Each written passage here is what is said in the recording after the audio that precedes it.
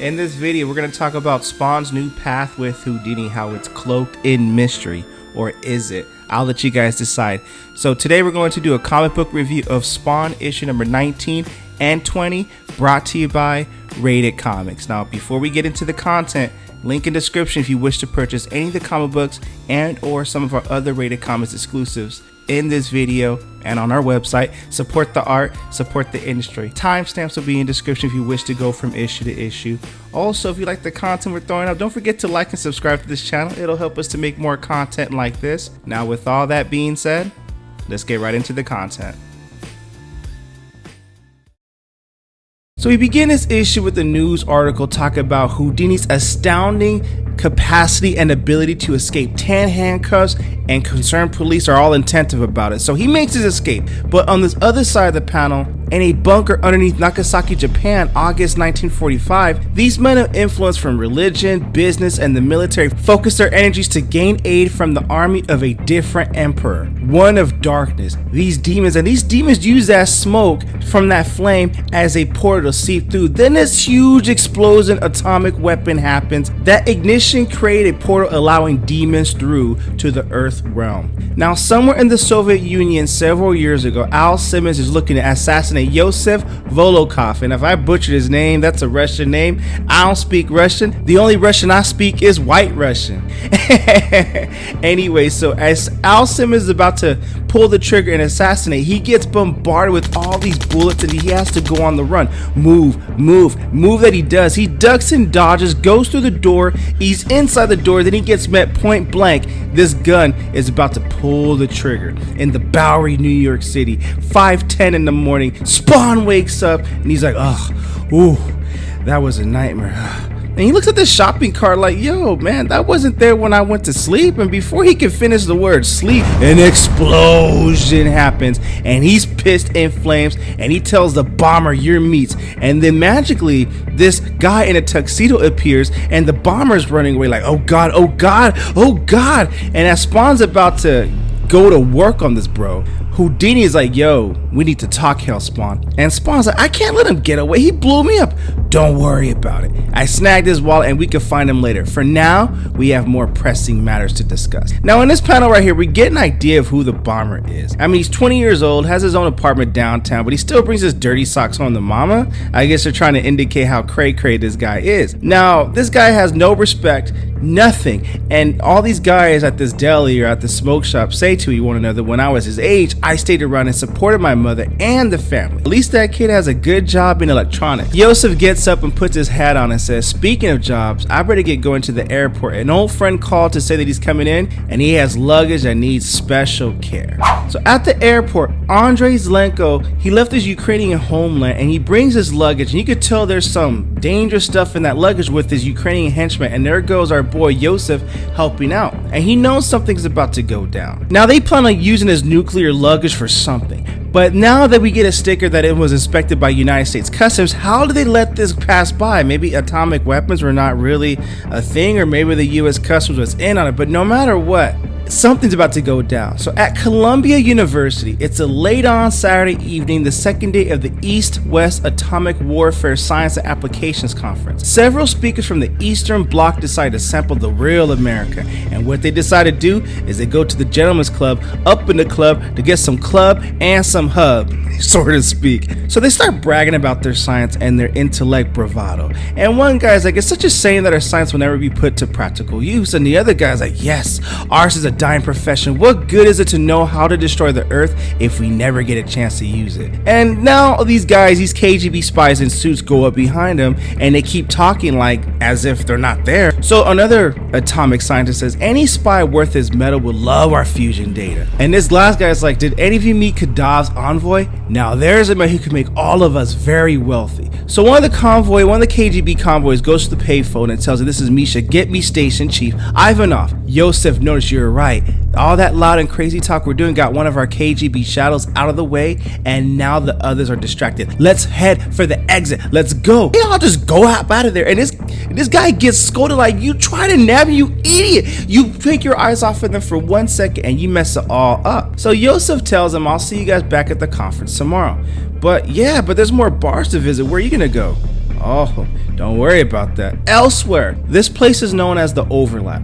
It is a reality that intersects all planes of existence. It is the birthplace of what is called magic. There are no spiritual or physical laws here. Reality is elastic here. Now, the realm is inhabited by powerful beings from a million worlds away. And each denizen, each world has his, her, or its own priorities and assignments. The Overlap is primarily a place of discovery and experimentation, a laboratory without bounds. Now, one such group is in a meeting now to discuss their current foray in the human spiritual space and the physics of hell. And this guy, in the Overlap, tells the people in the meeting that he's been keeping an eye on the Earthians and their atomic fetishes. And they haven't all killed each other yet, so I've managed to push things in a direction that'll give us some answers soon.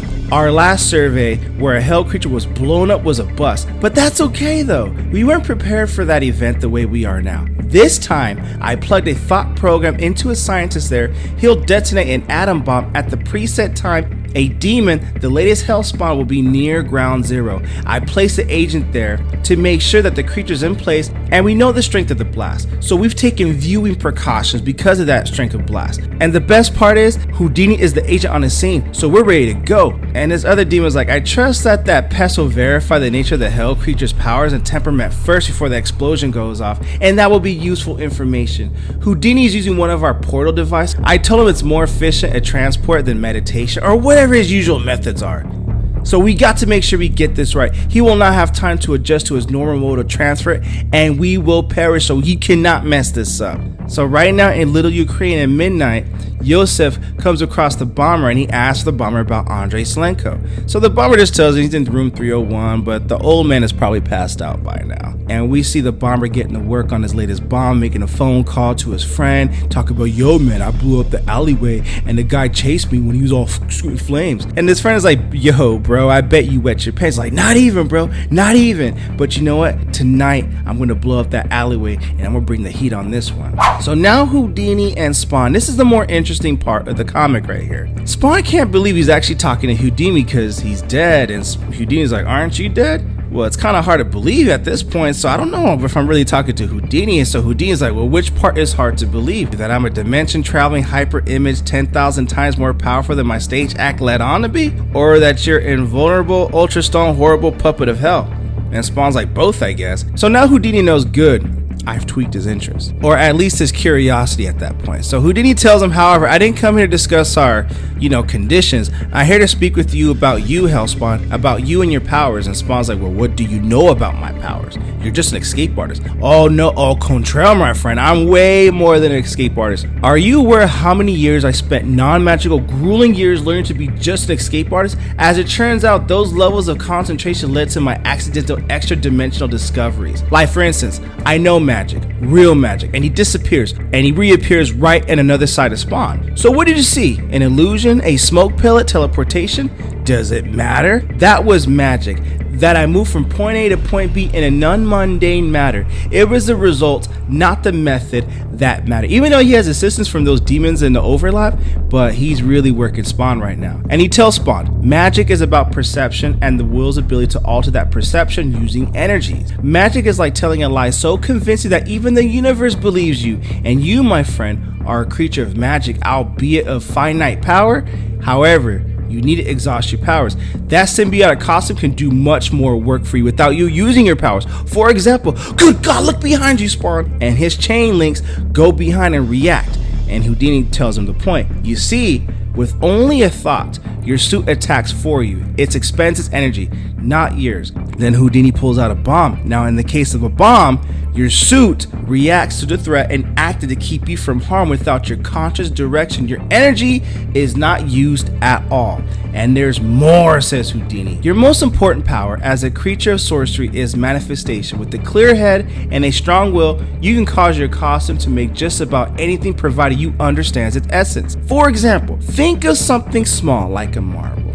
You know what it feels like, it looks like and all. Activate your costume, reach out, the molecules are float free, grab them, think of the marble, and go on. And Spawn's like, okay, a marble. And he makes a marble statue. And Houdini's like, well, pretty close, we'll try again, but I was thinking of something small like a marble, but you made a marble statue. Then these gangs, these thugs come in like, looky here, fellas, we got ourselves a regular circus on the roof. Brains, Divvy, you and me, we take the rich guy in the tux. Link, take the geek. Yeah, you said it, Smokey. And Spawn's like, yeah, come on, get me. Link? Okay, you gonna link this chain up right here. Link, meet my chains. And Spawn goes to work on Link. And Brains, Divvy, and Smokey, Houdini's like, well, let your name speak your fate. And Brains, we see Brains. And Smoke, we see Smoke. And Spawn's like, what the hell came over you? You mutilated those kids. Nothing of the sort, says Houdini. It was a visible illusion based on their ludicrous nicknames. They'll snap out of it soon. Whereas you, my friend, you were positively more brutal because of your powers. And Spawn's like, yeah, my powers. How is it that everyone else I meet knows so much about me and I don't know squat? And Houdini tells him, well, you know more about yourself if you try something new every now and again. Your abilities are vast, yet you're still thinking like a mortal. So Spawn's like, and you, what are you then, hotshot? And Houdini at this point thinks, I've got him. Unlike you, I'm just human. When and where I come from, I play the escape artist. Part of my time, though, is spent in the heart of magic, the overlap, where I'm a prankster and annoyance for you. I'm the ticket to knowledge. And speaking of tickets, I'm taking you to a show beyond your wildest dreams. But here's your tickets. Be less conspicuous. Put these on and tone that costume down, all right? And at that moment, 3 stories below, the bomber is going to work again. So another explosion happens below. And Spawn realizes before he gets in the car with his old chaperone and looking like a limo driver at that point, he sees that kid. He's like, oh no, I'm gonna nail that punk to the wall with his own bones. I'm gonna. And Houdini says, just drive, bro.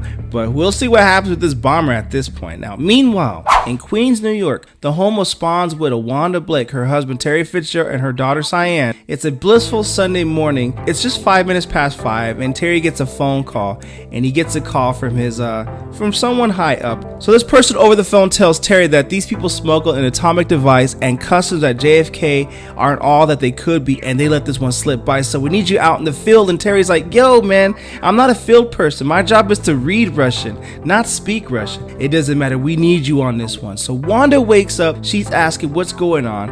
And Terry's like, it's a new schedule thing, honey. So I got to do so. I got to be in the field. And then Wanda's like, did he say atomic device? And that is the end of this review of Spawn issue number 19. What you guys think of the comic book? Comment below. Let me know. As of right now, this issue has piqued my interest. So I'm looking forward to seeing how this story arc ends. With all that being said, link in description if you wish to add this comic book and or some of our Rated Comics exclusives to your comic book collection. Support the art, support the industry. We begin this issue exactly where we left off in the last issue. Spawn and Houdini, with Spawn looking like a chauffeur on the way to the magic show. And Spawn is wondering how the heck is Houdini making this car defy gravity?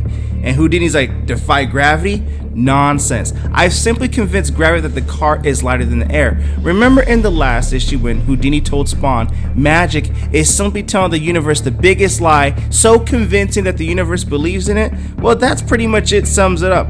And Spawn is like, this doesn't seem natural to me. Well, Houdini's like, that's why I'm teaching you. But meanwhile, Spawn sees that punk, that bomber from the last issue, and he wants in on that butt.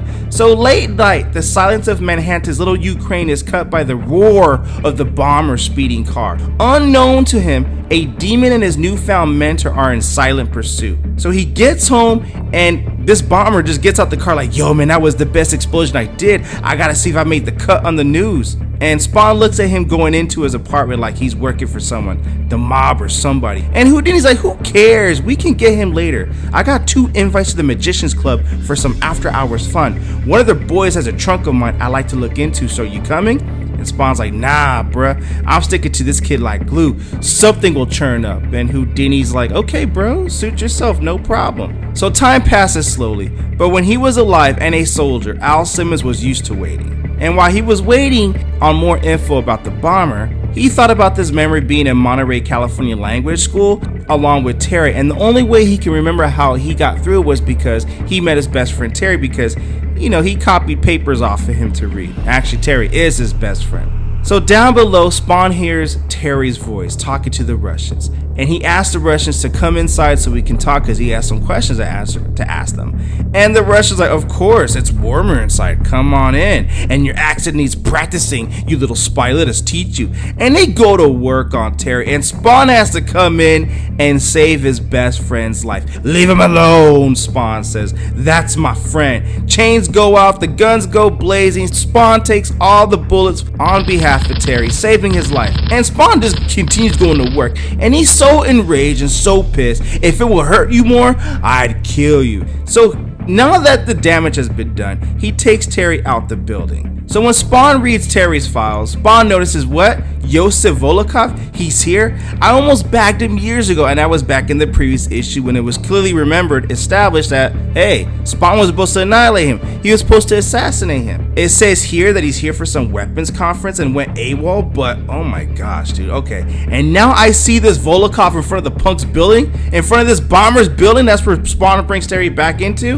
Alright, cool, I'm not gonna go easy on the guy. So he tells Terry go easy, lean on the car, it's all good. And Spawn realizes, so Volokov and his bomber, and whatever this thing is going on, he has some unfinished business to execute. So Terry wakes up like, oh, yo, man, what happened? And Spawn's like, well, you know what, brother? You might be more careful with people around here, you know? And Spawn does not let Terry know who he really is. He can't let him know that he's Al Simmons. And Terry tells him, thanks, you know, thanks for pulling my ass out the skillet or something like that, you know? Spawn lets his motivations be known to us. He doesn't want Wanda to become a widow again. So Terry calls for backup because whatever this intel is, it's inaccurate and he wants some muscle to get things straight. So in the apartment, Volokov tells his friend that he's due to give a lecture in a couple hours and a key electrical element was damaged on his journey in his briefcase. And this guy tells him, don't worry, my neighbor's son works for electronics firm. He's really good and really skilled. He can get that fixed for you. And Spawn outside the window hearing in is like, atomic weapons? I knew there was more here than what meets eye.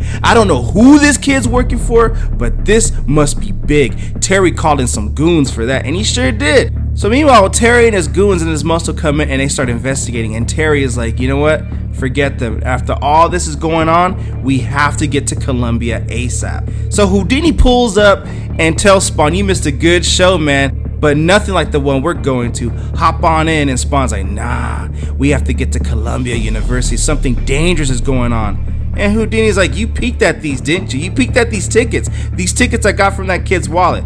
I knew it. The kid works for the commies. So they go to the Columbia University, day 3 of the conference. Terry and his goons try to go in, but this guy is like, nah, man, you're here for the demonstration of the atomic detonator? I'm charging you $6 a head. And Terry's like, wait a minute, what does he mean, demonstration of an atomic detonator? And fuck your $6, I'm going in, man. So Volokov meets the detonator. His name is Portia, and he asks Portia if he can fix the problem. And Portia's like, man, I can fix anything, bro. I'm good to go. So Volokov's like, okay, well, hurry, because I got a speech coming up shortly, and I need your help. So back at Columbia University, halfway across town, and less than an hour later, it's a surprisingly large turnout for the dry topic at hand, you know, which is atomic bomb detonation, and people won't be disappointed. So the audience grows quiet as Yosef Volokov, a pioneer of the former Soviet Union's atomic program, walks to the podium. This is his proudest moment, but there is another reason for Yosef to be here. His objective is not recognition. His objective is the well-being of his country. The Ukraine is his sole concern. And the moment is at hand. Members of the audience smile in recognition, and there's no mistaking the chromium steel object for anything but what it is, an atomic bomb, a briefcase. He also withdraws a shielded container. It is enough plutonium for a bomb which could level a good-sized city the size of New York. So Yosef speaks. Ladies and gentlemen, rather than my lecture, I will now present my demands. My Ukraine has languished in poverty while her cousin Russia has gained all the attention of the world. You and your government shall loan my Ukraine $1.5 billion or I shall destroy New York City. Terry and his goons get the guns out, blazes out, and they're ready to go to work on this guy. Guns with commie, says Spawn.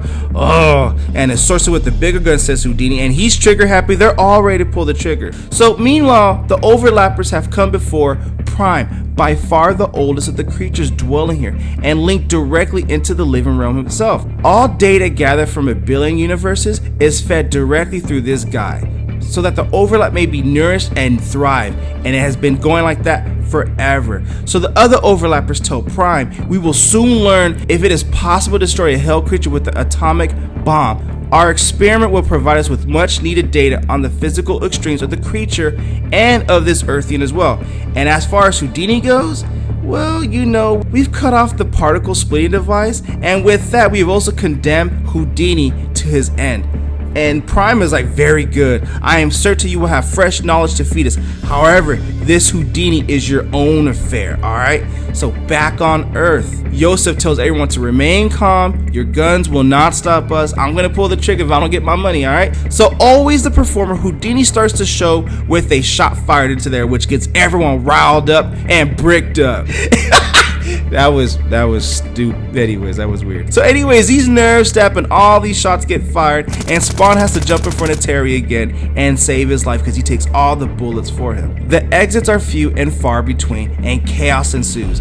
And Yosef is like, you fools, you idiots, I'm gonna start the timer now. He starts the timer and the clock goes down. Houdini realizes down at 15 seconds, everyone has to run for their lives, and Houdini's like, okay, I've done my part, that's my cue to check up out of here. So when he realizes those schmucks shut him out and it's time that he paid them a piece of his mind, he concentrates. It's just another trap. He mentalizes everything. He got to set up his pathway. He visualizes it, and all these overlap bros are like, this is our moment to think we feared Houdini? Ha! Oh no, Houdini focused and he transmits the blast, and he takes all the atoms like candy glass containing the bomb. He sends all that bomb explosion into this fragments. He contains it and puts it in his trunk. Spawn carries on, unaware of the package and what's behind him, and venting his rage on Terry's attackers. So Houdini compresses that beam of power, that beam of explosion, into his trunk, and he sends that tight particle stream where it will do the most good. We will find out later. So Spawn at Columbia University realizes, damn, Houdini is fried. I had so much to learn from the guy. I mean, that's if he was really Houdini, you know, and that leaves Spawn in confusion. So news coverage breaks out, several arrests have been made, all these Russians go to jail, and the bomber too. But witnesses claim that there was an explosion, and even though they don't know what happened to the explosion, because to them it appeared like in a flash of a light, rumor has it that Spawn, but they call that guy the Chris Man, was there. And there's no proof of that, but that's just alleged news, but we know the real. So elsewhere on the Columbia campus, Spawn goes up there and he wants to go find Houdini's invisible car. So at Spawn's test, he just concentrates, uses Acosta to rearrange the photons to make the car appear. And when the car reappears, Spawn's like, good, yeah, I passed the test. Houdini says, I learned a trick or two, but he realizes he needs the keys. So he'll just manifest them himself, but by creating the keys, Spawn passed Houdini's test. The car's purpose is fulfilled. It defaults back to the overlap. So Spawn now realizes how he can use magic and manipulate photons and atoms. Now back in the Bowery, life has returned to normal in the hours after the lecture. The police, left with no evidence of crime, have dropped all charges against Portia. And Portia gets home and he's hungry. He should have stopped at his mom's place and got some food, but that's okay. So this explosion happens, but it was just like a phantom explosion. It was loud, the blast was harmless. Confetti falls carrying paper rain with a note in it. Don't ever mess with me or my alley again, or the next one takes you out and the whole building with it. So now we're back at the overlap, and that's where the atomic decimation took place. So Houdini transported the explosion from the Columbia University into the overlap inside his trunk. The experiment has blown up in their faces. In the distance, unexpected guests began to rein in their equilibrium, and it's these Russian mobs, and they're wondering like, what the hell are we? Are we in hell? How long are we here to stay? Is this the afterlife? Not at all, Earthian scum. Now that your energy has been dampened, you have much to answer for and even more to clean. It will be interesting to see how your kind will fare against a radiation burns. Little humans, we have forever to learn. Get the cleaning. And that's all they can do is get the cleaning, alright? So back in 1916 on the stage in Los Angeles, Houdini performs his act. No normal human being could have survived this long, 5 minutes without air. And Houdini emerges and mystifies them when he shows, like, yeah, I survived, no problem. But his assistants are like, okay, where's his cape? And Houdini just tells him, thank you, you guys are too kind. So Houdini thinks in his head, perhaps I can use that diverted explosion gimmick into my next show. And luckily for him, he'll save that encore for another day. And that's how we end this issue, this review of Spawn, issue number 20.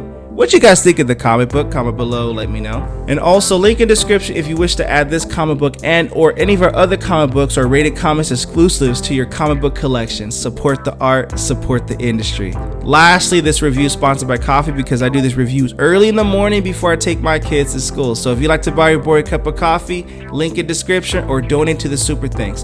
But the greatest compliment you guys could do is by liking this video and subscribing to Rated Comics YouTube channel. Thank you again for watching. Until next time.